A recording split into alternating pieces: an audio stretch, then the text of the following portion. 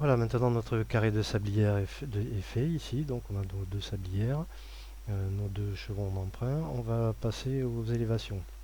Donc pour ça, bien sûr, il faut connaître la pente. Là, vous faites le calcul par rapport à votre chevron d'emprunt de référence et celui du long pan en principe. Et vous calculez la hauteur de flèche. La hauteur de flèche, je rappelle, c'est la hauteur, le point le plus haut du chevron d'emprunt qui va donc de sa ligne de trave ici au latis ici. Une fois qu'on a calculé cette hauteur de flèche, on peut tracer notre latis, c'est le premier trait qu'on voit ici. Ensuite, eh bien, on va donner un coup de compas ici, c'est plus précis que, que de mesurer, mais évidemment si vous avez une grande épure, hein, il faut vous reporter la longueur, la hauteur de flèche ici sur la prolongation, hein, pour pouvoir tracer l'élévation du chevron d'emprunt de coupe. Donc une fois que le cymblot est fait ici, vous pouvez tracer votre latis croupe ici.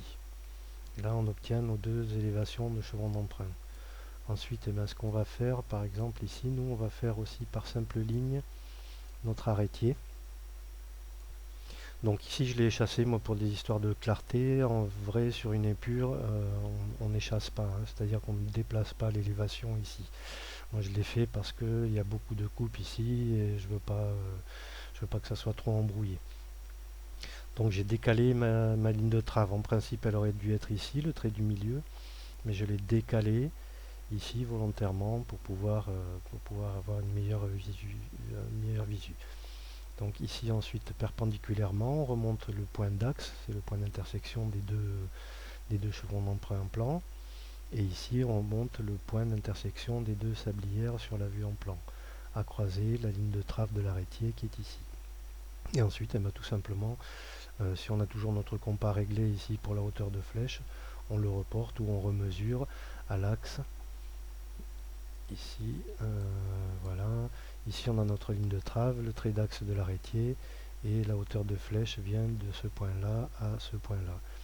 Et ici, on a le point du carré de sablière qui représente, et ensuite on aligne les deux, et ici on a notre latis d'arrêtier. Voilà, à ce stade-là, on a fait notre carré de sablière en plan et nos élévations de chevron d'emprunt et d'arrêtier par simple ligne. On va voir dans la prochaine vidéo l'étape suivante. A tout de suite.